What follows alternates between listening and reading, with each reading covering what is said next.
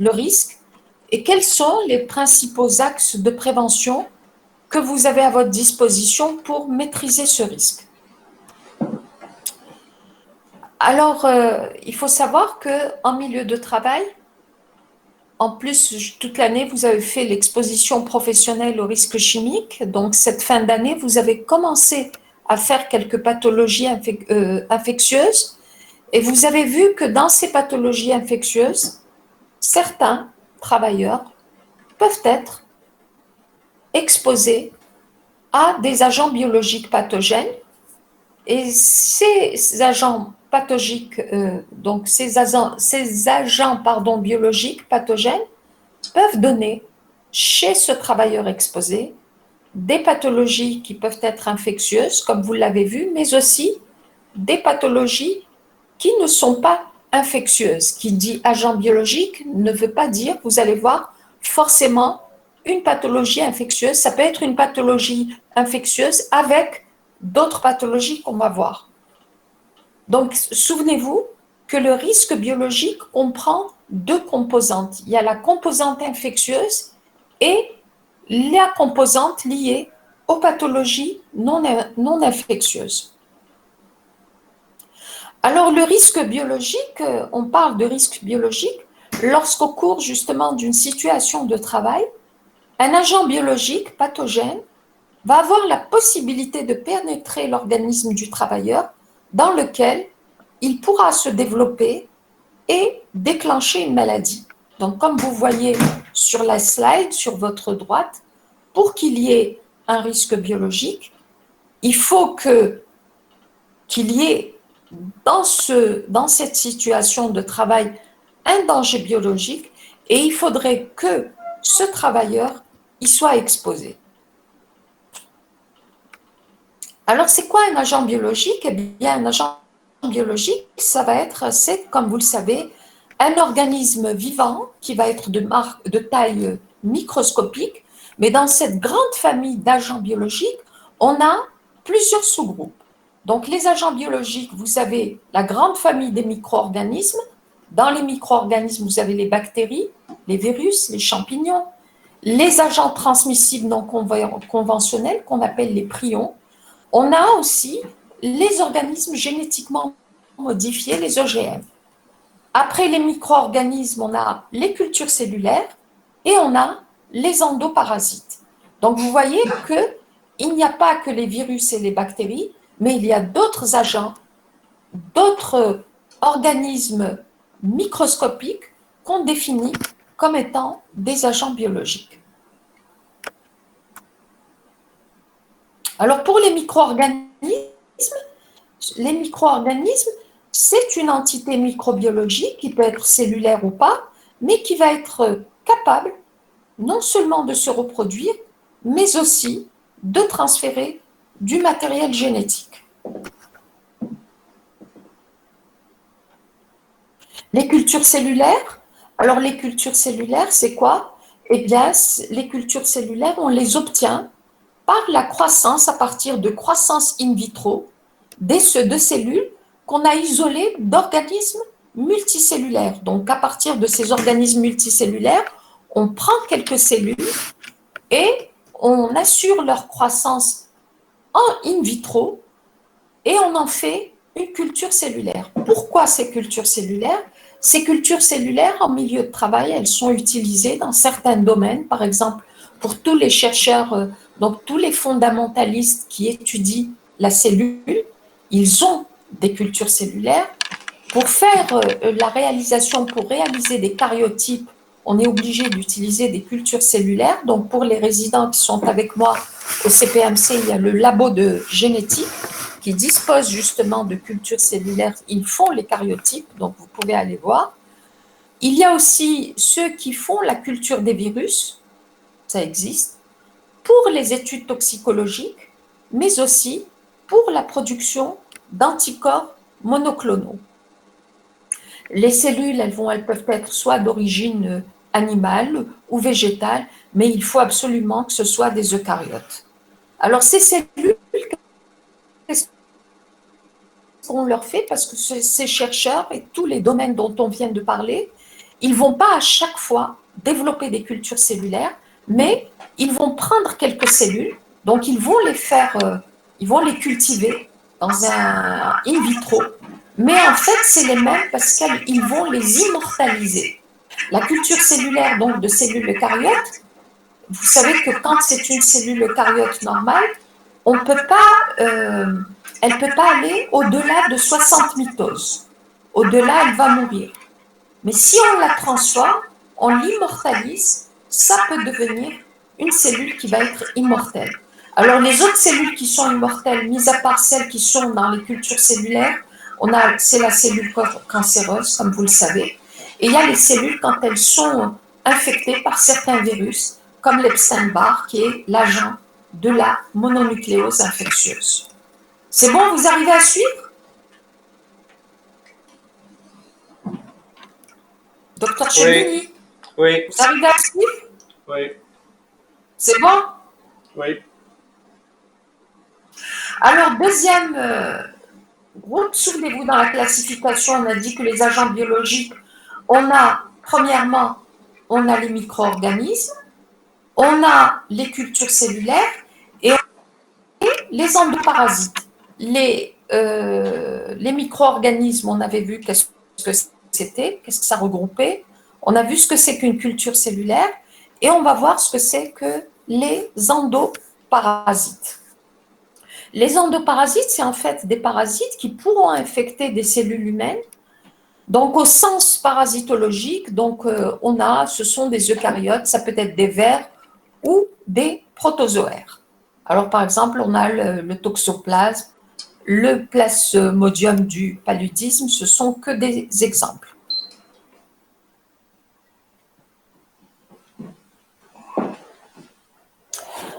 Alors, comment va se faire en milieu de travail l'exposition? L'exposition, elle peut être potentielle, c'est-à-dire qu'on a une situation de travail qu'on va voir, et puis on se dit, nous, en tant que médecins du travail, on se dit ce type d'activité, il y a très certainement un agent biologique qui peut être présent. Par exemple, quand vous dites quelqu'un qui travaille en milieu de soins, en laboratoire, si je vous pose la question, quel est le risque qu'encourt ce soignant ou ce laborantin, d'emblée, vous allez m'aborder le risque infectieux, tout en pensant à ce risque biologique. Vous êtes d'accord? Oui. Vous avez aussi ceux qui travaillent dans les services funéraires, c'est-à-dire au niveau des morgues. Vous savez très bien qu'au niveau des morgues, il y a très probablement des agents biologiques. Tous ceux qui vont travailler en contact avec des animaux. Vous venez d'étudier des zoonoses et donc vous savez parfaitement que certains animaux peuvent être porteurs d'agents biologiques qui vont être transmis à l'homme. Et vous avez vu que certains métiers qui mettent en contact l'homme avec les animaux peuvent être à l'origine justement de pathologies qui sont infectieuses qu'on appelle les zoonoses. On a toutes les situations de travail où, par exemple, les travailleurs sont chargés d'éliminer des déchets, de nettoyer des égouts, de faire le traitement des eaux usées, etc. Donc, vous voyez que dans les activités que je viens de citer, le risque biologique, vous ne savez pas, vous ne connaissez pas l'agent biologique, mais vous vous dites d'emblée, à partir du moment où cette personne travaille dans ce type d'activité, elle est potentiellement exposée à des agents biologiques. Est-ce que vous avez compris? Est-ce que Oui. vous avez compris? Les demoiselles de Rouiba, je ne vous entends pas. Oui, docteur, on est là. J'espère que vous êtes là. Vous ne me laissez pas parler toute seule. Non. Ah, d'accord. Bon.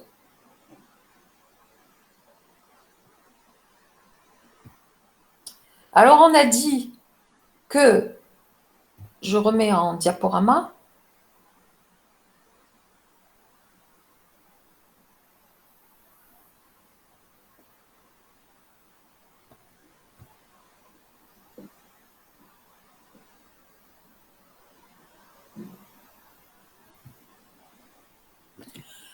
À côté de cette exposition potentielle, les travailleurs, on peut avoir une exposition qui est délibérée. Dans ces situations de travail, on sait parfaitement que ces personnes sont exposées à des agents biologiques. C'est le cas, par exemple, dans les laboratoires de recherche ou de développement. Ils font, par exemple, de la recherche sur un vaccin. Ils font la recherche sur un médicament. Ils font des tests pour un médicament pour voir si ce médicament est efficace sur cette bactérie ou sur ce parasite. Donc, ils sont obligés d'utiliser un agent biologique. Donc là, l'exposition, elle est délibérée. Vous avez l'industrie biotechnologique. Dans la biotechnologie, c'est l'industrie qui va fabriquer, par exemple, qui fabrique les vaccins. Donc, ils vont manipuler des souches de virus, par exemple, ça peut être, ou de bactéries, c'est des virus qui peuvent être vivants ou atténués. Ou alors, ils vont les atténuer. C'est eux qui sont chargés d'atténuer les virus. Donc, vous voyez, dans ce cas, on sait à quel agent ils sont exposés. Contrairement à l'exposition potentielle, où vous déduisez qu'il est très probablement exposé à un agent biologique. Est-ce que vous comprenez la différence? Est-ce que vous avez compris la différence? Non. Dans la première situation, quand on a une exposition potentielle, potentielle, ça veut dire possible. Vous allez faire une évaluation d'une situation de travail et vous allez vous dire, du fait de cette activité, quand vous regardez le procédé de travail ou la situation de travail, vous allez vous dire, il est très possible, il est très probable que cette personne soit exposée à un agent infectieux. Par exemple, un soignant. Un soignant, surtout en ce moment, par exemple avec la Covid.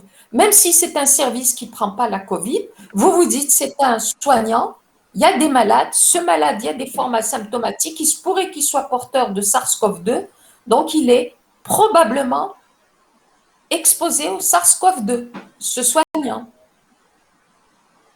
ou un autre virus. Le fait qu'il fasse des soins, il est très probablement exposé à un agent biologique. Le fait qu'il travaille dans une morgue, il est très probablement exposé à un agent biologique. Le fait qu'il élimine les déchets, qu'il travaille dans les égouts, il est très probablement exposé à un agent biologique. Par contre, dans l'exposition délibérée, on est sûr et certain. Quelqu'un qui travaille dans une usine, dans un laboratoire pharmaceutique où on fabrique des vaccins, où il manipule des souches virales, il manipule des agents biologiques pour sa recherche, là, vous êtes sûr et certain, ça fait partie du procédé de travail. Est-ce que vous faites la différence? Oui. Tout le monde a compris? Et on a compris. D'accord, alors j'avance. Alors comment, dans cette situation, qu'une exposition, qu'il s'agisse d'une exposition délibérée ou potentielle, comment se fait la contamination? On avait dit pour qu'il y ait un risque biologique, il faut qu'il y ait un danger, une situation de danger, un agent biologique, et il faut que la personne, le travailleur, soit exposé. Comment il va être exposé et comment il peut être contaminé? Alors, c'est important de connaître les voies de contamination pour pouvoir estimer et évaluer le risque. Par exemple, si vous voyez lors de votre évaluation, vous prenez un exemple, je me dis, le bacille, le BK, ne se transmet exclusivement que par voie respiratoire.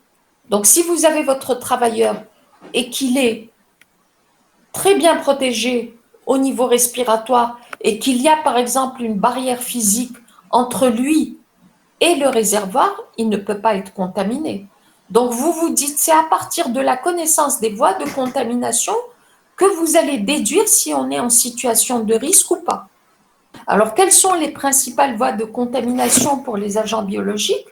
Vous avez la voie cutanéo-muqueuse, qui peut se produire par des contacts avec la peau ou les muqueuses. Par exemple, il peut y avoir une projection sur les muqueuses ou sur les peaux lésées. Il peut y avoir une absorption par la peau. Par exemple, vous avez bien vu la brucellose, l'agent Brucella pouvait pénétrer même à travers une peau saine. La leptospirose, il faudrait qu'il y ait une effraction cutanée. Est-ce que vous êtes d'accord ou pas? Oui, on est d'accord. Donc ça, c'est les exemples. La deuxième voie de contamination, c'est la voie digestive. Dans la voie digestive, il peut y avoir, c'est lorsque l'on porte à la bouche les mains qui sont contaminées, c'est le laborantin qui va aspirer à la pipette alors que c'est une pratique qui doit être interdite mais qui continue à se faire.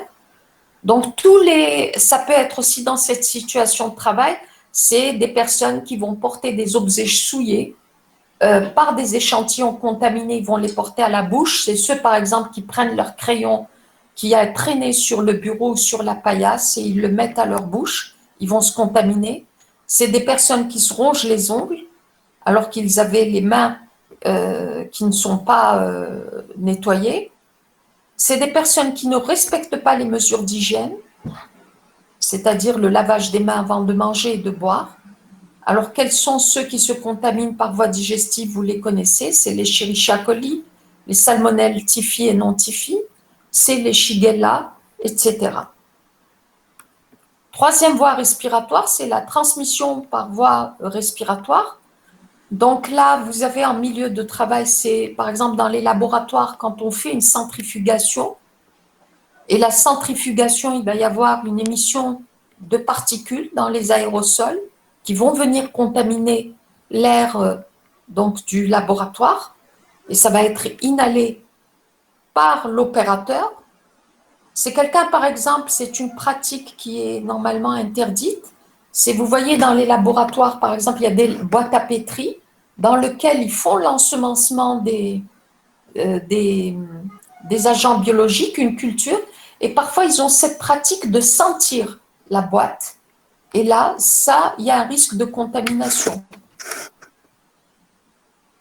Alors, c'est le cas, la voie de contamination, c'est surtout le bacille tuberculeux, pour ne citer que celui-là.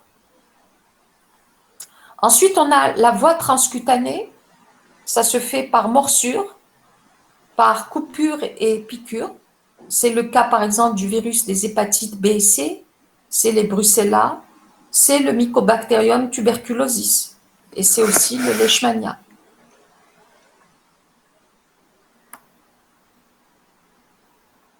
Donc, la contamination, vous avez vu qu'elle se faisait par voie cutanéo-muqueuse, digestive, respiratoire et transcutanée.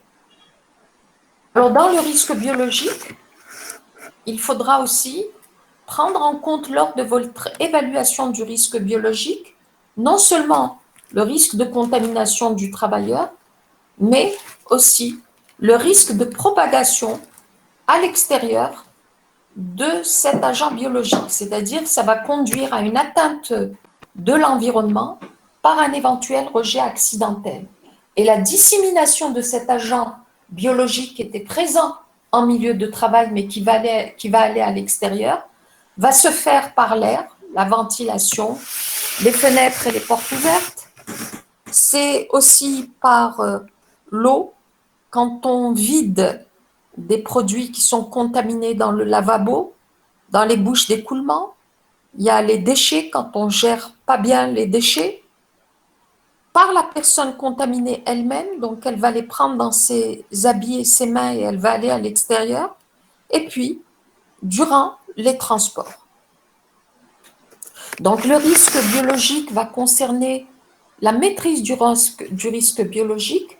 Dans son évaluation, devra prendre en compte non seulement le travailleur lui-même, le risque de contamination du travailleur lui-même, mais aussi le risque que cet agent biologique ne se propage à l'extérieur de cette enceinte de travail et qu'il aille contaminer l'environnement.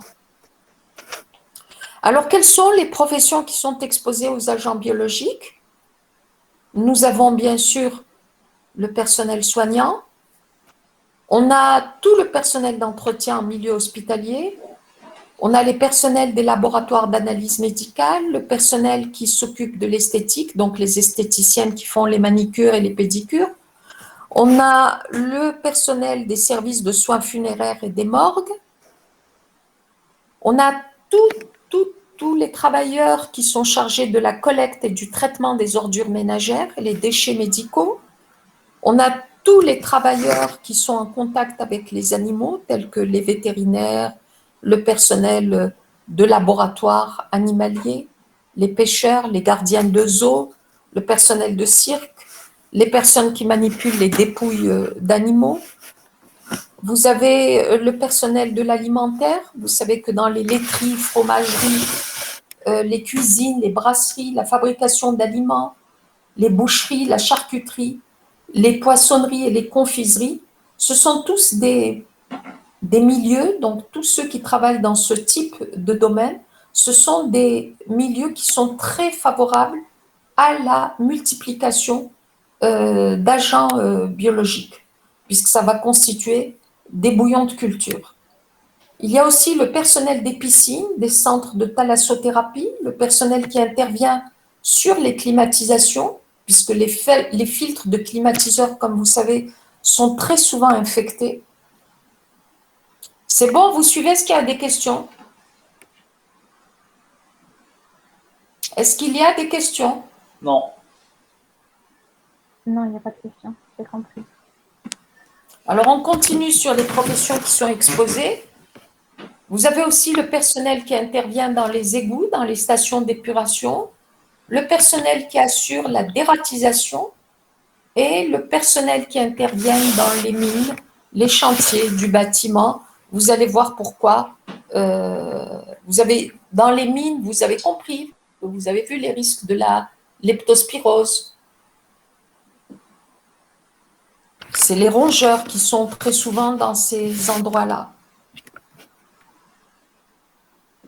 Alors, à côté de ces personnes qui sont exposées, on le sait, il y a d'autres personnes qui sont susceptibles d'exposer. Il est possible, ils ne sont pas directement exposés, mais ils peuvent l'être. Par exemple, ce sont des manipulateurs qui ne sont pas concernés par la manipulation de produits qui peuvent contenir des agents biologiques, mais qui sont amenés à travailler dans le même local. Par exemple, le personnel de maintenance ou d'entretien. Si vous avez, par exemple, un électricien, un plombier, c'est surtout cela, qui va venir, par exemple, dans une chambre de malade, qui va monter dans les services, qui va aller dans la chambre de malade, réparer un égout, réparer la douche, réparer un problème électrique. Il n'est pas directement concerné par le malade qui constitue un réservoir ou cette chambre qui est, disons, contaminée. C'est pas lui qui s'occupe directement de ce malade, mais le fait qu'il intervienne dans cette pièce fait qu'il pourrait être contaminé. Donc c'est un personnel qui est susceptible d'être contaminé, d'être exposé. Alors, on a le personnel donc de maintenance et d'entretien. On a les autres personnes. Oh, pardon. Le personnel. Attendez, j'ai fait passer des diapos. Par exemple, dans un laboratoire, vous avez les laborantins qui sont exposés, mais vous avez, parce qu'ils travaillent, eux, directement avec les produits biologiques, mais vous avez les autres personnes du laboratoire, par exemple le secrétariat, l'agent d'accueil à l'entrée. Tout cela, ils peuvent être contaminés du fait qu'ils ne sont pas concernés directement, mais ils travaillent dans un local qui est ou à côté de quelqu'un qui est dans une situation d'exposition. Vous avez justement, par transfert de risque, les proches, c'est les enfants, les personnes âgées. Par exemple, c'est l'exemple, les blouses qu'on ramène à la maison pour les laver à la maison. Finalement, nous mettons en danger nos proches, surtout en ce moment. Alors, vous vous souvenez, tout à l'heure, je vous ai dit que lorsqu'une personne était exposée à un agent biologique, La particularité, c'est que cette personne, le risque biologique comportait, on avait dit, deux composantes. Il y a les pathologies infectieuses et les pathologies non infectieuses. Effectivement,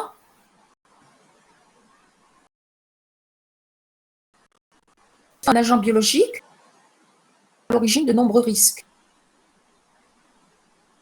Bon, les risques immunoallergiques avec asthme et rhinite. Nous avons des risques toxiniques avec les endotoxines, mycotoxines et exotoxines.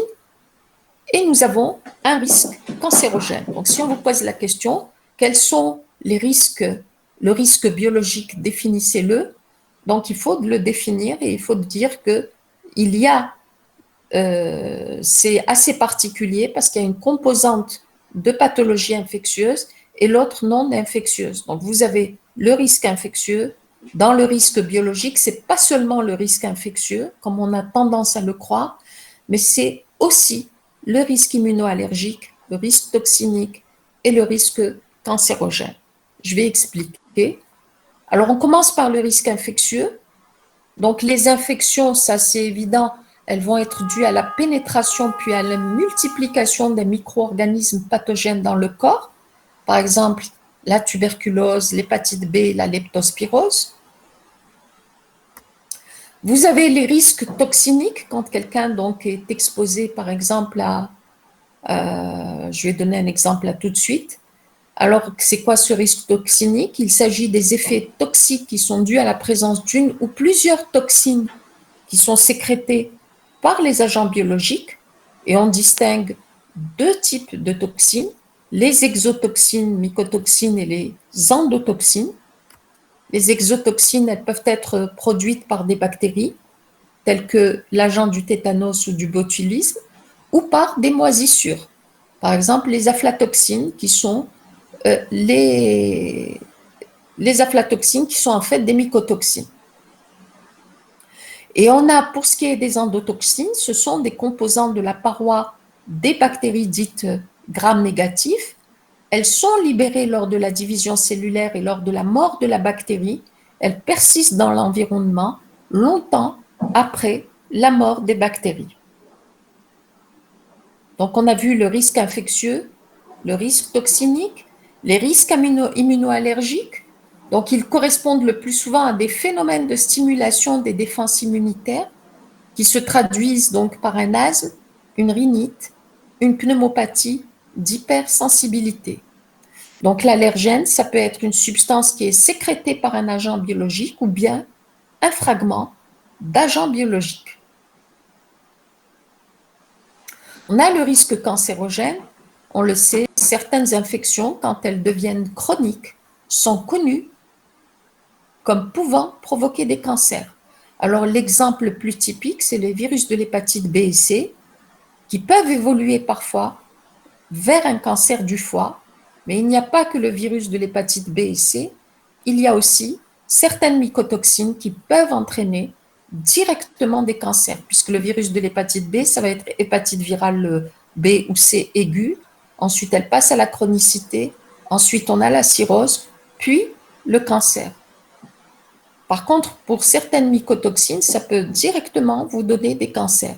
Donc, pour ceux qui veulent savoir quels sont les agents biologiques et toxines qui peuvent donner des cancers, ils peuvent consulter la liste donc, du Centre international de recherche sur le cancer qui classe pratiquement tous les agents biologiques en fonction de leurs effets cancérogènes chez l'homme. Donc, si je résume, l'exposition aux agents biologiques, donc une fois qu'ils ont pénétré le corps, les agents biologiques peuvent être la cause d'allergie, l'allergie ou hypersensibilité qui correspond à une réaction immunitaire inadaptée. Ça peut entraîner une intoxication, donc il y a un risque toxique qui va être entraîné par la seule présence d'une toxine qui est produite par un micro-organisme. Ça peut donner une infection qui est due à l'entrée puis à la multiplication d'un micro-organisme dans le corps et ça peut donner donc un cancer qui résulte d'une multiplication anarchique des cellules qui peut être entraîné par certains micro-organismes. Alors, est-ce que vous avez compris? Professeur, on peut avoir un exemple sur le risque allergique et immunologique? Par exemple, quand vous avez vu les pneumopathies d'hypersensibilité, les alvéolites allergiques extrinsèques, est-ce que vous connaissez? Non. Dans les alvéolites allergiques extrinsèques, on a, par exemple, si je prends, je vais vous donner une situation. Vous avez quelqu'un qui fabrique, qui est dans une entreprise de fabrique de fromage, par exemple le camembert. Le camembert, vous savez que pour qu'il puisse fermenter, et d'ailleurs on le voit à la télé, on leur injecte du pénicillium. Après, oui. On le voit. Là, ils les mettent dans des caves humides et ils les laissent fermenter. On le voit dans les documentaires à la télé. Donc, ces travailleurs, quand ils font cette opération, quand ils surveillent la fermentation de ces fromages, ils inhalent un peu de ce pénicillium, c'est un exemple, hein, et ça donne une réaction allergique pulmonaire. C'est ce qu'on appelle des pneumopathies allergiques d'hypersensibilité. Donc, ça provoque des réactions de type 4. Donc, c'est des réactions immunitaires qui sont inadaptées. Par exemple aussi, c'est les personnes qui nettoient les filtres qui interviennent sur les réseaux de climatisation. Dans les filtres de climatiseurs, il y a une pilulation de certains agents biologiques, et ces agents biologiques sont eux-mêmes, quand ils sont inhalés, fortement allergisants, et ça vous donne des réactions immunitaires inadaptées, et donc ça donne généralement des pneumopathies allergiques extrinsèques. Est-ce que j'ai répondu à votre question? Oui, merci. C'est cet agent biologique, quand il ne donne pas une infection, mais en fait, lui, ça devient un allergène. C'est bon? Oui. Alors, comment on le sait maintenant que les agents biologiques, en matière de dangerosité, ils ne sont pas égaux. Mais c'est pourquoi on les classe. Et la classification utilisée actuellement pour les agents biologiques, par exemple, pour nous, c'est important en tant que médecin du travail de classer ces agents. Parce que chez les travailleurs qui sont exposés à tel agent ou à tel autre, la situation de travail va être plus dangereuse en fonction du niveau de dangerosité de l'agent auquel il est exposé. Est-ce que vous êtes... c'est logique ce que je dis. Oui. Est-ce que vous me suivez? Oui, on vous suit. Oui. Voilà. Donc, mais vous avez vu que cet agent biologique, il ne donne pas seulement des infections. Il peut donner des allergies, il peut donner des intoxications, il peut donner des cancers. Alors malheureusement, dans la classification du danger représenté par cet agent biologique, actuellement, on ne prend en compte que le risque infectieux engendré. Et donc, dans l'évaluation dans le classement des agents biologiques, il se fait que concernant le risque infectieux, et on prend en compte, pour les classer, ce qui est pris en compte, c'est les critères suivants. La pathogénicité chez l'un, qu'il représente, les dangers pour les travailleurs, leur possibilité de propagation dans la collectivité et l'existence d'une prophylaxie ou d'un traitement. C'est important de classer les agents biologiques parce que ça va vous permettre d'évaluer le risque. On va voir des exemples. Par exemple, c'est une classification qui est ici simplifiée, donc des agents biologiques en fonction de leur risque infectieux. Vous voyez qu'on a 4 groupes. On a certains, ils appartiennent au groupe 1, d'autres au groupe 2, d'autres au groupe 3, et enfin, on a ceux qui appartiennent au groupe 4. En fait, les groupes de 1 à 4, c'est du plus faible au plus important. Celui qui sera en groupe 1, il est beaucoup moins dangereux, pour ne pas dire pas dangereux, qui sera classé en groupe 4, qui est hyper dangereux. Comment on les classe? Regardez sur votre diapo, sur votre gauche, les paramètres qui sont pris en compte. Ils sont, donc c'est ceux que je viens de citer, donc ceux qui vont être classés au groupe A, regardez, ils sont susceptibles de provoquer une maladie pour l'homme. Non. Ils constituent un danger pour les travailleurs. Non. Ils ne se propagent pas dans la collectivité. Bon, c'est même pas la peine qu'il y ait une prophylaxie. Donc, dans le groupe 1, c'est cette catégorie. Regardez dans le groupe 4, c'est les plus dangereux. Ce sont ceux qui sont susceptibles de provoquer une maladie pour l'homme. D'ailleurs, il vous met maladie grave. Il constitue un danger pour le travailleur. C'est un danger qui est très sérieux. Il peut se propager dans la collectivité, donc il y a un risque élevé, et pour lequel on n'a aucun traitement et aucune prophylaxie. Dans le groupe 3, il va donner une maladie grave, donc chez l'homme. Il constitue un danger sérieux pour les travailleurs. Il peut se propager dans la collectivité, mais il existe une prophylaxie ou un traitement qui est efficace. Alors, si jamais maintenant, puisqu'on est en plein SARS-CoV-2, vous allez le classer à quelle classe? Est-ce qu'il est susceptible de provoquer une maladie pour l'homme? 3, groupe 3. Moi, je le classerai en groupe 3, oui. Parce qu'il est susceptible de provoquer une maladie pour l'homme, il constitue un danger pour les travailleurs. Prenez par exemple les soignants. Il se propage dans la collectivité. On peut le mettre jusque la troisième critère, on peut le mettre on peut le mettre dans le cadre, sauf que existence d'une prophylaxie ou d'un traitement efficace, oui, il y a une prophylaxie quand on respecte les mesures barrières, l'hygiène, les mesures barrières et maintenant la vaccination, on peut le classer en groupe 3. Vous avez compris comment on classe? Oui.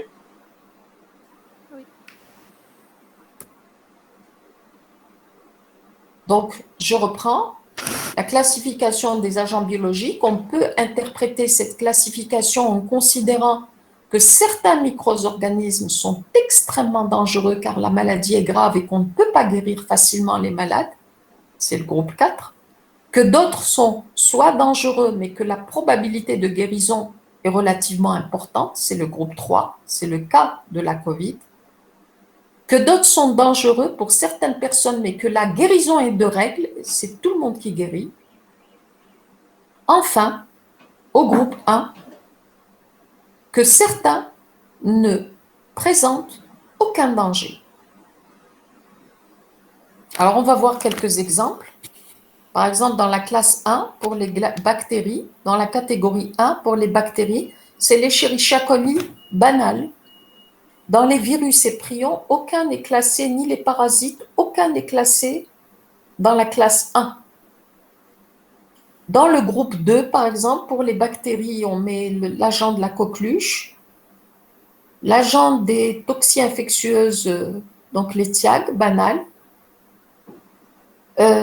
Pour les champignons, donc on met certains, l'Aspergillus fumigatus, le Candida albicans. Les virus, il n'y en a aucun. Tous les virus classiques, donc oui, si, dans le groupe 2, ils mettent l'agent de l'herpès, de la mononucléose infectieuse, les oreillons, la rougeole, etc. Et dans le groupe 4, donc on peut citer comme exemple, donc, dans les bactéries, il n'y en a pas, dans les champignons, il n'y en a pas. Dans les virus et prions, on a le virus Ebola et le virus de la variole. Pour les parasites, il n'y en a aucun. Vous avez un petit peu compris cette classification? Oui. Oui.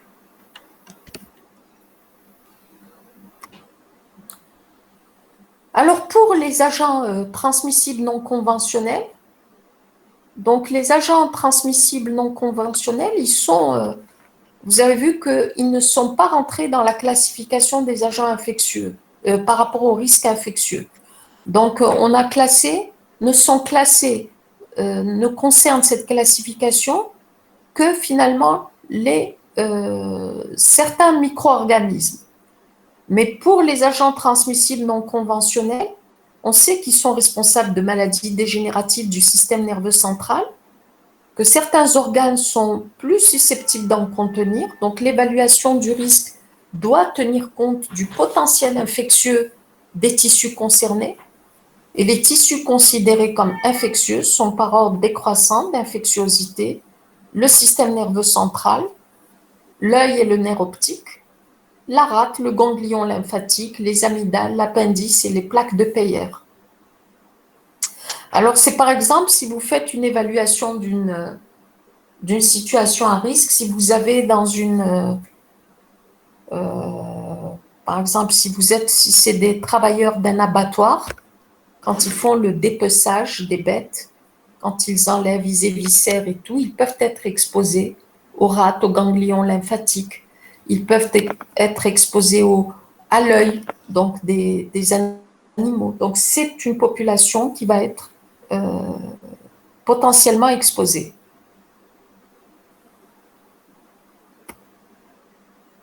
Alors, malheureusement, c'est des agents qui sont résistants à un grand nombre de méthodes de désinfection. Et la voie de contamination connue sont la voie digestive et parentérale.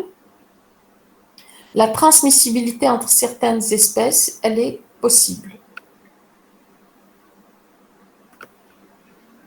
Alors, pour les micro-organismes génétiquement modifiés, ils sont le plus souvent obtenus à partir de la souche d'Escherichia coli, qui est non pathogène. Ils sont mis en œuvre dans des secteurs bien identifiés, par exemple la production de médicaments ou de vaccins, c'est la biotechnologie. À ce jour, l'utilisation d'OGM ne paraît pas avoir été la cause d'un accident majeur relevant de la sécurité biologique.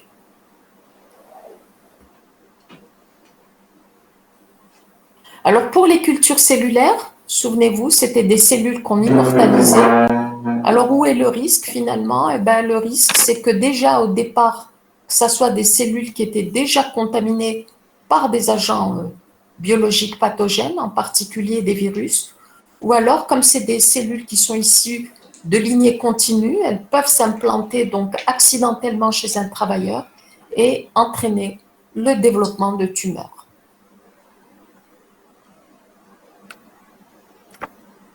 Alors, comment prévenir? On a identifié le risque, si vous voulez, on a vu les voies de transmission. Maintenant, comment vous allez faire la prévention de ce risque biologique? Pour pouvoir prévenir de façon générale, quel que soit le type de risque en milieu de travail, pour pouvoir le prévenir, il faut d'abord le reconnaître, il faut reconnaître le danger et savoir apprécier le niveau d'exposition. Alors, la première étape, c'est comme pour tout risque, il faut repérer les dangers qui sont connus ou potentiels, identifier les voies spécifiques de contamination, et c'est qu'au terme de ces deux étapes que vous pourrez mettre une prévention qui sera adaptée, qui pourra être mise en œuvre. Est-ce que vous comprenez ce que je suis en train de vous expliquer ou pas?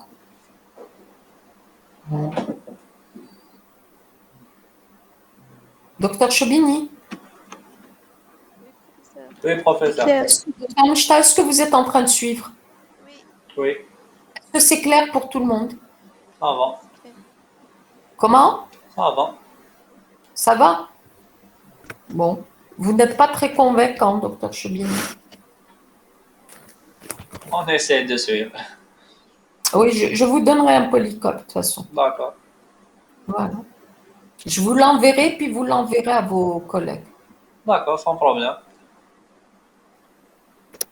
Alors, L'identification, vous allez me dire, mais comment je vais faire? On va prendre les deux situations. La première, on avait parlé d'exposition qui était potentielle.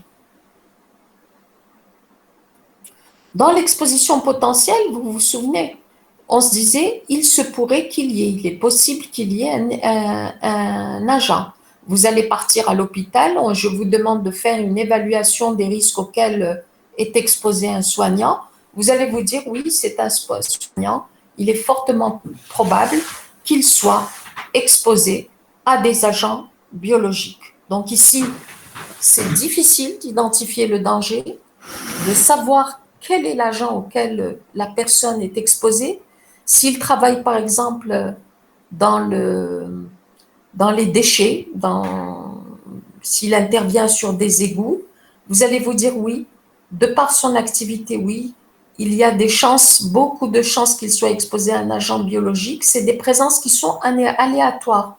Et pour savoir quel est l'agent biologique, vous allez vous faire des recherches dans la littérature. Vous allez vous dire, bon, c'est un personnel soignant, le plus probable, ça va être bien sûr le virus de l'hépatite B, l'hépatite A, ça va être la C, ça peut être le VIH, c'est le staphylocoque, c'est le staph, c'est le streptocoque. C'est vos connaissances médicales qui vont faire que vous allez déduire quel est l'agent le plus probable. Et après, à partir des données de la littérature, vous faites aussi une étude de recherche bibliographique pour voir finalement que ce métier expose à quel type d'agent, à quel agent il est le plus probablement exposé. Et après, vous allez regarder l'infectiosité de cet agent, c'est-à-dire vous allez voir la classification des agents biologiques. Il faut aussi savoir si cet agent biologique, en plus du risque infectieux, il donne d'autres risques infectieux. Par exemple, si je prends le VIH, à notre connaissance, il ne donne qu'un risque infectieux. Mais si je prends par exemple le virus de l'hépatite B, je me dis, il y a un risque infectieux, mais il y a aussi un risque cancérogène. Il faut connaître les modes de transmission et survie dans l'environnement, cet agent auquel il pourrait être exposé, comment il se transmet, pendant combien de temps il peut rester sur les paillasses, sur la literie du malade. Je prends le métier des soignants parce que c'est celui que vous connaissez le plus. Et puis, dans un risque, il faut toujours évaluer la réceptivité de l'hôte. Est-ce que, par exemple, si je me dis, dans cette situation, elle fait des prélèvements, cette infirmière, donc elle s'expose au risque du virus le B, le C et le VIH, mais pour le B quand même, est-ce qu'elle est vaccinée ou pas? Si elle est vaccinée, j'élimine le risque du B. Je me dis non, il n'y a pas de situation dangereuse pour le virus de l'hépatite B, puisque cette infirmière, elle est vaccinée et immunisée contre le virus de l'hépatite B. Donc, dans mon évaluation, je ne prendrai en compte que le C, le virus de l'hépatite C et le VIH. Donc, dans les situations qui sont d'exposition potentielle, l'identification du danger, c'est comme je vous l'ai mis sur la diapo. Elle est très complexe parce que l'agent, c'est à vous de déduire quel est l'agent le plus probable qui pourrait exister à cette situation de travail. Et pour pouvoir le déduire et le deviner, il faudra faire une recherche bibliographique, il faut regarder par exemple les tableaux des maladies professionnelles, voir par exemple dans le tableau des zoonoses quels sont les métiers qui exposent. Si vous retrouvez votre métier, il se retrouve il expose à quel agent. Et puis, je vous ai dit, vous regardez la réceptivité de l'hôte. Et puis, c'est important, une fois que vous avez dit il s'agit probablement de tel agent, il faut connaître pour cet agent toute sa chaîne de transmission. Parce que pour pouvoir prévenir ce risque, il faut, comme dans toutes les maladies infectieuses, il faut casser la chaîne de transmission. Il faut absolument que vous arriviez à rompre une chaîne de transmission. Et la chaîne de transmission, elle comporte, souvenez-vous, le réservoir, qui peut être vivant ou inanimé, où les agents prolifèrent. Vous avez la porte de sortie, qui est le mode d'accès des travailleurs au réservoir. Vous avez la transmission, comment il peut se transmettre. Vous avez la porte d'entrée.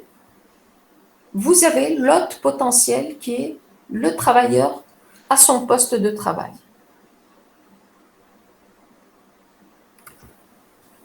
Le réservoir, donc, c'est ce qu'on disait, c'est la source, le lieu dans lequel va s'accumuler et proliférer les agents biologiques. Donc, par exemple, si je prends une situation à l'hôpital, le vivant, c'est le malade lui-même, mais ça peut être aussi le soignant, il peut se contaminer à partir d'objets qui sont contaminés, à partir de la literie, à partir des paillasses, à partir des bords de lit, des têtes de lit, à partir des poignées, donc les poignées de porte, les interrupteurs. Donc tout ça, ça constitue des réservoirs qui sont inanimés.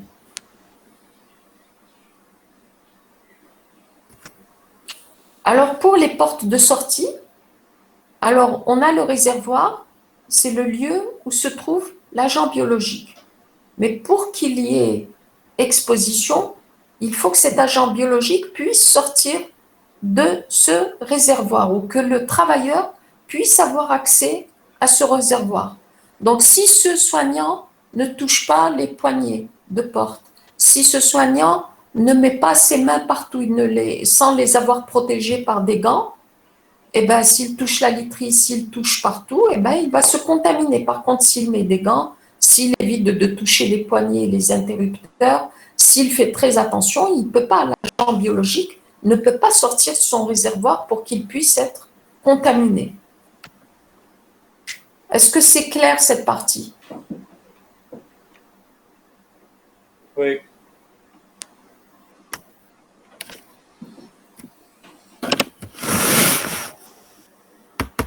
Donc, on était à la porte de sortie. Ensuite, la transmission.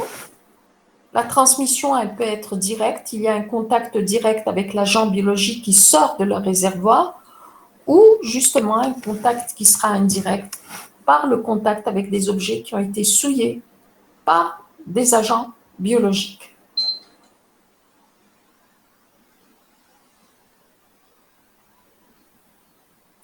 Alors, le risque de contamination, pour que la personne se contamine, ça va dépendre de la prévalence de l'infection dans l'environnement professionnel, de la durée de la contagiosité des sujets infectés,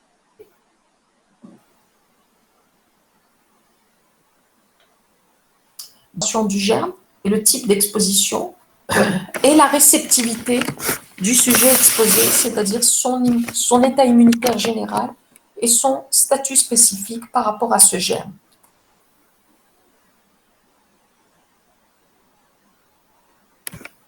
Les portes d'entrée, elles sont généralement liées aux différents modes de transmission, comme on les a vus tout à l'heure, c'est-à-dire par voie cutanée aux muqueuses, par morsure, par voie respiratoire ou par voie digestive.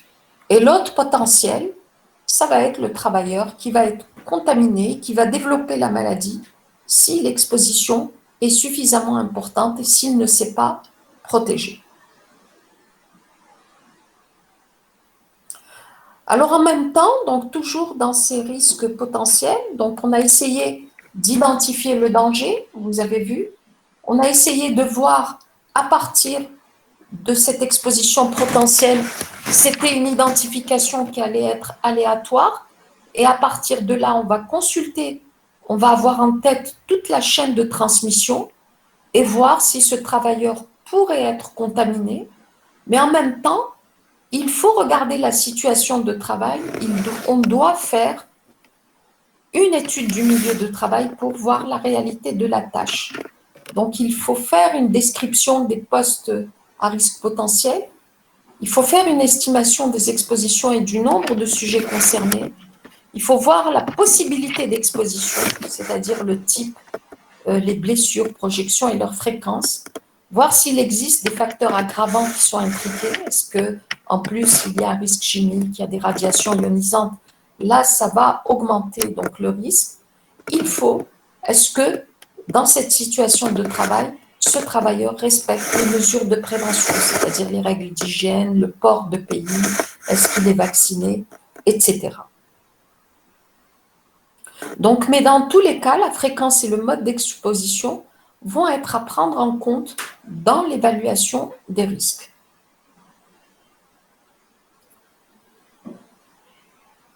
Alors, la prévention dans le risque qui est potentiel, idéalement, il faut essayer de supprimer l'exposition ou sinon, il faut la réduire au niveau le plus bas possible. Il faut toujours, dans les situations de travail dangereuses, réduire le nombre de travailleurs qui est exposé, essayer d'organiser le travail. Alors, l'organisation, elle va se faire au niveau particulièrement des locaux de travail. Il faut procéder à un assainissement des locaux de travail, c'est-à-dire leur aération, la dératisation. Il faut pour certains locaux, par exemple dans les traitements d'eau usée, désinsectiser, désinfecter aussi, même dans les établissements de soins. Il faut toujours aérer. Il faut faire porter les équipements de protection, qu'ils soient collectifs ou individuels, qui seront adaptés justement à l'acte et aux besoins. Et puis, mettre en place les consignes de sécurité. Il est important aussi que les mesures d'hygiène soient respectées. Par exemple, avec l'interdiction d'introduire de l'alimentation et des boissons et même le maquillage sur les lieux de travail, parce qu'il y a un risque de contamination. Il faut mettre à disposition de ces travailleurs d'installations sanitaires, de possibilités de lavage oculaire, parce que parfois il y a des projections cutanéo-muqueuses, vous l'avez vu. Et donc, si c'est une projection qui est oculaire, au moins qu'il y ait un point d'eau, mettre à disposition des antiseptiques pour la peau et des collyres. Il faut toujours se laver les mains, conseiller le lavage des mains, le changement de tenue avant de changer de poste ou de quitter l'entreprise. Il faut toujours informer et former au risque. Il faut renseigner ces travailleurs sur les comportements dangereux. C'est ce qu'on fait en ce moment avec la Covid. On revient sur les comportements dangereux, ne pas respecter les mesures barrières, l'absence du port de protection individuelle, par exemple la bavette. Les premiers signes, il faut les informer des premiers signes de la maladie. La conduite à tenir en cas de contamination probable, qu'est-ce qu'ils doivent faire? Et puis, idéalement, c'est la mise en place d'affichages quand on peut, ou des projections avec des montages audiovisuels. Ça, c'était pour le risque potentiel. Dans le risque délibéré, ici, les choses vont être plus simples. Plus simples, pourquoi? Parce que l'agent biologique, on le connaît. On va pas déduire. On sait quel est l'agent biologique qui est au niveau de cette structure qui est utilisée, puisqu'il est introduit de façon volontaire dans un procédé industriel ou alors il fait l'objet d'une recherche scientifique. Donc, l'identité des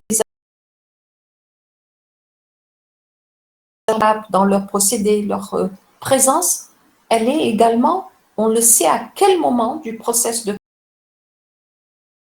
travail. Donc, l'identification du danger ici, elle est simple. Une fois qu'on sait à qui on a affaire, il faut, comme tout à l'heure, essayer de classer cet agent biologique en se référant à la classification par rapport à son potentiel infectieux. Il faut essayer, à partir de l'analyse des situations de travail, voir comment le travailleur est exposé, à quelle fréquence, comment le travail est organisé, quelles sont les procédures de travail. Est-ce que ces travailleurs sont formés et informés? Leur perception des risques, est-ce qu'ils savent ce qu'ils sont en train de manipuler? Comment ils peuvent être contaminés? Alors, dans le cas qui est présent, on ne peut pas faire de suppression, parce que vous savez que pour lutter contre un risque, l'idéal est de le supprimer. Par exemple, au niveau lorsque c'est l'exposition qui est potentielle, on sait qu'on peut supprimer par l'entretien des sols, l'entretien des surfaces, le respect des mesures d'hygiène qui sont très rigoureuses. Mais dans ce cas, on ne peut pas le supprimer puisqu'il fait partie du procédé de travail. Par contre, on va l'empêcher de sortir de son réservoir. C'est ce qu'on appelle le confinement. Et ça, on confine pour empêcher la dissémination de l'agent biologique dans le milieu de travail et sa transmission aux travailleurs. Et en même temps, on fait ce confinement pour limiter sa propagation dans l'environnement. Donc ça dépend. En fonction du type d'agent biologique qui est utilisé dans ce type d'industrie, il y a des niveaux. C'est ce qu'on appelle des niveaux de confinement qui correspondent à chacun des groupes de risque. Par exemple, le niveau de confinement dans un laboratoire qui manipule un agent du groupe 2, vous comprenez bien qu'il ne sera pas le même qu'un agent du groupe 4, puisque le 4, on avait dit, il n'y a pas de traitement, il donne des maladies graves, il se propage très rapidement, il n'y a pas de traitement ni de moyens prophylactiques. Alors que le 2, si. Donc, on ne va pas confiner de la même façon. Alors, comment on peut confiner dans un laboratoire pour empêcher qu'un virus qui est utilisé dans ce laboratoire ne quitte justement ce laboratoire? D'abord, au niveau des locaux, c'est la signalisation, c'est-à-dire que l'accès au niveau de ces laboratoires, il doit être réglementé. Ce n'est pas tout le monde qui doit y entrer. On doit signaler à l'entrée qu'il existe un risque biologique. Il faut qu'il y ait un système de ventilation et un système d'aération, mais qui soit en circuit fermé, c'est-à-dire qu'on ne peut pas ventiler, aspirer de l'air du laboratoire et le rejeter à l'extérieur, parce qu'à ce moment-là, ça va faire une propagation dans l'environnement. On va procéder à des aménagements. C'est ce qu'on appelle, on va utiliser, dès qu'on est dans des souches qui sont de niveau, à partir du niveau 2, on est obligé d'utiliser des postes de sécurité microbiologique, c'est-à-dire des hôtes. Vous avez vu dans les laboratoires où ils font de la recherche pour un vaccin ou pour un médicament, ils utilisent des souches. Vous avez vu qu'ils travaillent sous des hôtes. En fait, c'est un confinement. C'est pour empêcher que cet agent biologique ne sorte du réservoir. Donc, à côté de ces PSM, les postes de sécurité microbiologique, c'est à partir des laboratoires de niveau 2 jusqu'à, c'est des postes qui vont aller du plus simple au plus performant quand il s'agit de souches de niveau, donc d'agents biologiques de niveau 4. Plus on monte en dangerosité, plus les PSM utilisés et plus la conception des locaux va être très, très rigoureuse. Alors, il doit toujours y avoir dans ces endroits des douches, des lave-bains. Les surfaces et les sols doivent être conçus avec des matériaux qui vont être très faciles à nettoyer, à décontaminer.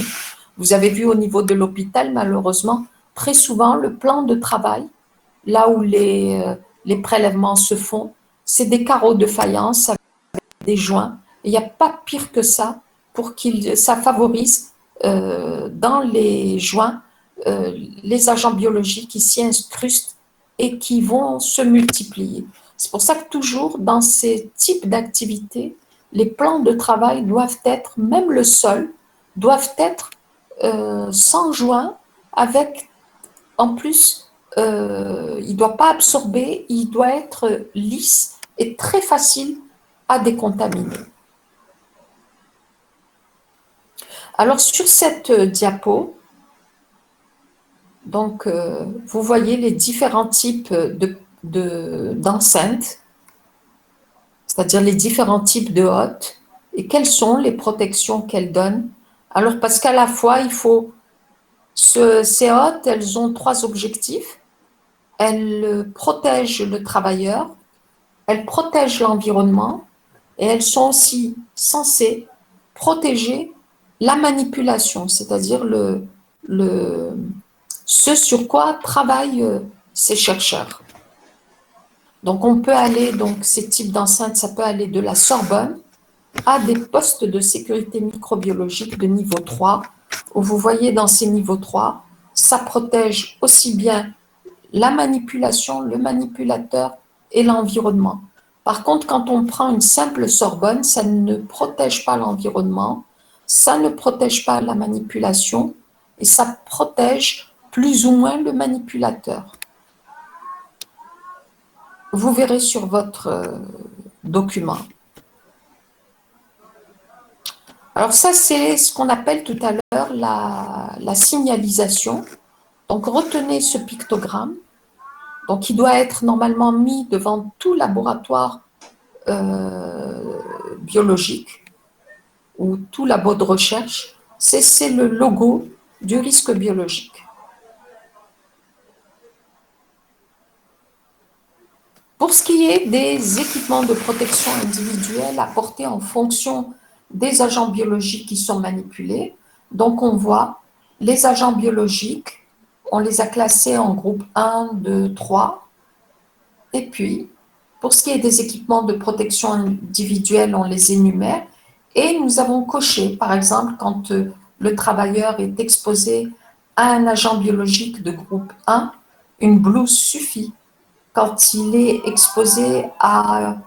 Alors, il y a la blouse, il doit avoir une blouse, il doit avoir des lunettes et il doit avoir un masque de type FFP1.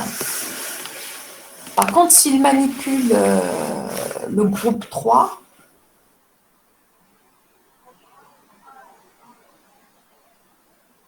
il sur blouse, là que vous portez, il doit avoir les surchaussures, la charlotte, des lunettes, et il doit avoir des masques de type FFP3.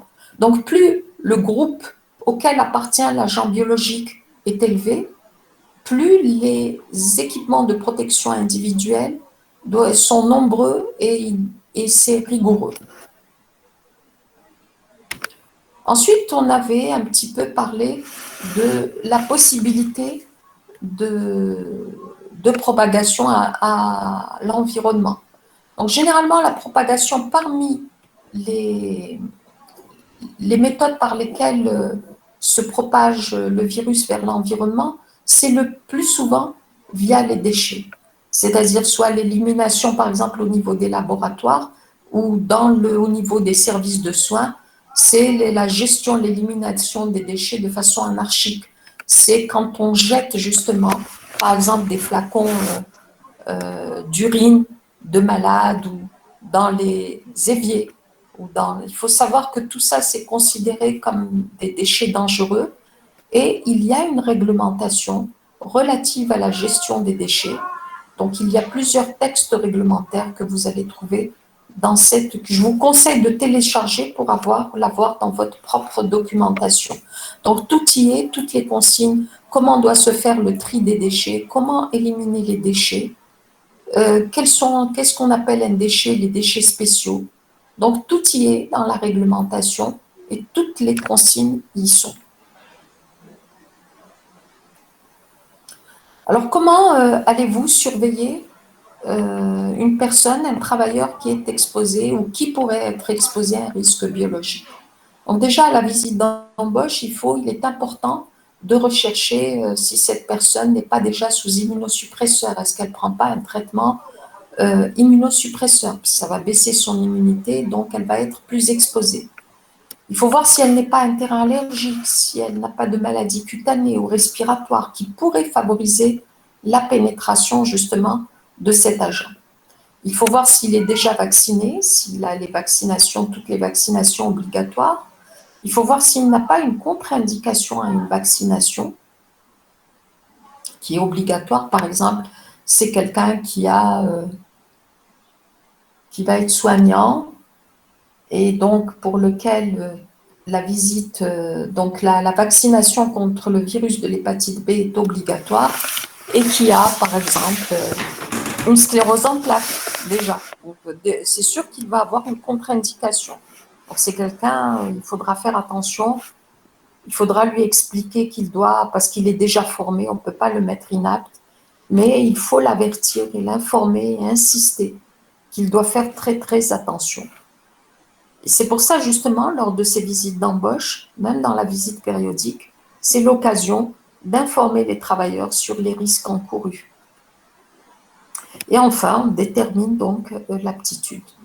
La visite biologique, on le sait, les personnels, les salariés qui sont exposés aux risques biologiques font l'objet d'une surveillance médicale spéciale. Donc, lors de cette visite périodique, c'est l'occasion de renouveler l'information du travailleur, de refaire le point sur sa vaccination, de lui rappeler les règles d'hygiène et de prescrire des examens complémentaires en fonction de l'examen clinique. Alors, certaines affectations, il va y avoir des contre-indications. Par exemple, pour les femmes enceintes, s'il y a possibilité qu'elles soient exposées à un virus tératogène ou phototoxique. Donc, en dehors du virus de la rubéole, il existe de nombreux autres agents biologiques qui peuvent avoir des effets néfastes sur la grossesse ou pour l'enfant à naître, parce que ça va entraîner un avortement, des naissances prématurées, voire même des malformations. Alors, la vaccination en matière de risque biologique, c'est un des moyens dont on dispose de prévention primaire à l'égard des maladies qui sont transmissibles. Mais malheureusement, ces vaccinations, elles ne concernent qu'un certain nombre limité de micro-organismes. Donc, quand il s'agit d'une vaccination obligatoire, on contrôle, on voit si tout le monde est vacciné et est-ce que sa vaccination a été faite dans son schéma au complet ou est-ce qu'il faut faire des rappels. Et en même temps, pour les vaccinations qui ne sont pas obligatoires, il est important justement de conseiller les travailleurs et de leur recommander ces vaccinations. Je pense par exemple au vaccin de la grippe, je pense au vaccin de la leptospirose pour les travailleurs qui travaillent dans les égouts. Ce n'est pas une vaccination obligatoire, mais on peut toujours la recommander. Alors, quelles sont les vaccinations obligatoires pour les travailleurs en Algérie? C'est la vaccination donc diphtérie, tétanos adulte avec polio, le rappel de la polio de 18 ans, puisque l'âge légal du travail chez nous est de 16 ans, donc vous pouvez avoir des travailleurs qui vont avoir 17 ans et pour lequel le vaccin de la polio, le rappel de la polio, il faut le faire. Et le DT, le médecin du travail, il prend le relais justement du médecin de la santé scolaire ou de la santé universitaire pour continuer la vaccination. Du programme donc élargi de vaccination, c'est un programme national que le médecin du travail doit continuer chez l'adulte. L'autre vaccination obligatoire en milieu de travail, c'est celle de l'hépatite B. Alors, toutes les indications, ils sont dans l'instruction numéro 14 du 10 septembre 2002. Donc, vous allez avoir toutes les catégories professionnelles qui sont concernées. Il n'y a pas que les soignants, ne l'oubliez pas, mais il y a d'autres catégories professionnelles qui sont concernées par l'obligation vaccinale contre le virus de l'hépatite B. Il y a d'autres vaccins recommandés, donc c'est la vaccination contre la leptospirose, la vaccination contre la rage, pour ceux qui travaillent par exemple, ceux qui travaillent dans les chenils, qui font le dressage des chiens par exemple, ceux qui travaillent dans les animaleries, dans les fourrières canines. Il y a la vaccination antigrippale aussi qui est recommandée. Et enfin, je l'ai rajouté ce matin, la vaccination anti-Covid qui est désormais aussi une vaccination qui est recommandée en milieu de travail. Alors, quelles sont les affections qui sont induites par les agents biologiques et qui sont réparées par la législation algérienne en tant que maladies professionnelles? On a d'abord les maladies, la réparation du risque infectieux par les agents biologiques.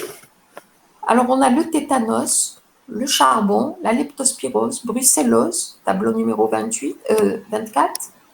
Tableau numéro 28, l'ankylostomose, tableau numéro 40, c'est la tuberculose.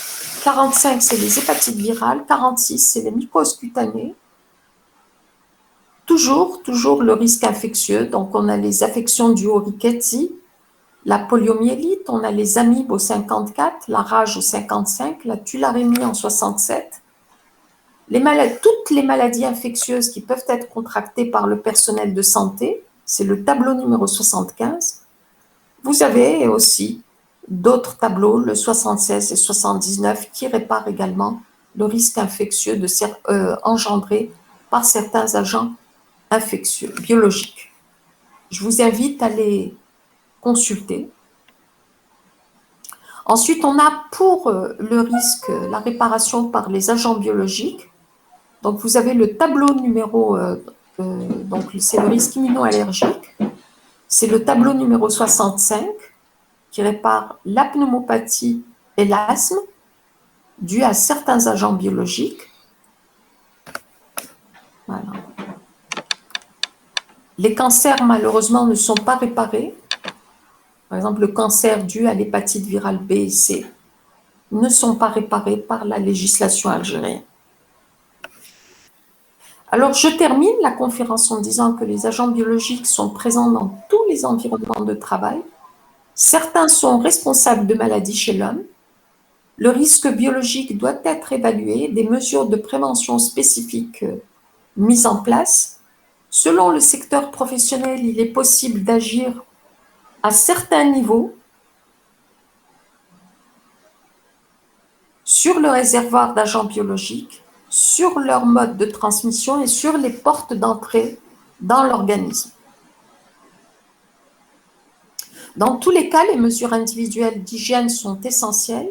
L'évaluation des risques se fait en suivant le fil rouge de la chaîne de transmission. La prévention des risques se fonde sur le principe de la rupture de la chaîne de transmission au niveau d'un ou de plusieurs maillons, le plus en amont possible, par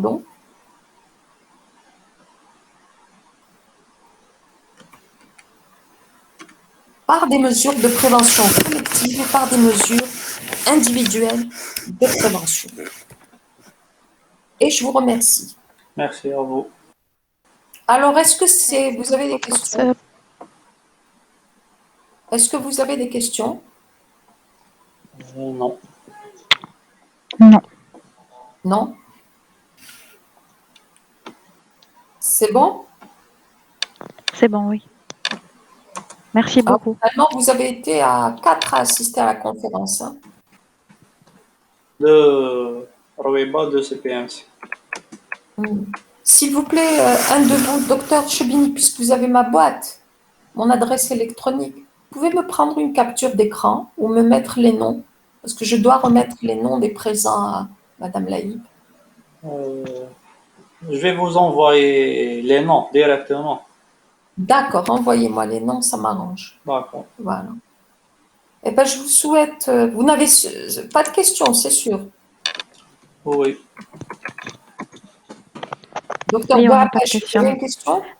Non, j'ai pas de questions. Merci beaucoup, docteur. Et docteur Rihani, elle n'a pas de questions? Non, merci, docteur. C'est bon. Docteur Mouchta? Non, c'est bon. Merci beaucoup. C'est bon. C'est bon. Alors, je vous souhaite à tous une bonne fin de journée. Pour ceux qui font carême, Siamkum fil Jannah. Merci. Oui. Et puis, bonne fête. Je vous souhaite une très bonne et heureuse fête. Merci, Merci. docteur. Aïe. Et surtout avec beaucoup de santé, Inch'Allah. Inch'Allah. Prenez soin de Inch'Allah. votre santé et celle de votre famille. Voilà. Je vous remercie. À très bientôt et j'espère pour les 2 autres collègues de Rouiba, bientôt, Rabbi Halina, ce qui se passe, cette pandémie, on pourra se voir face à face. Inch'Allah. Voilà. Inch'Allah. Inch'Allah.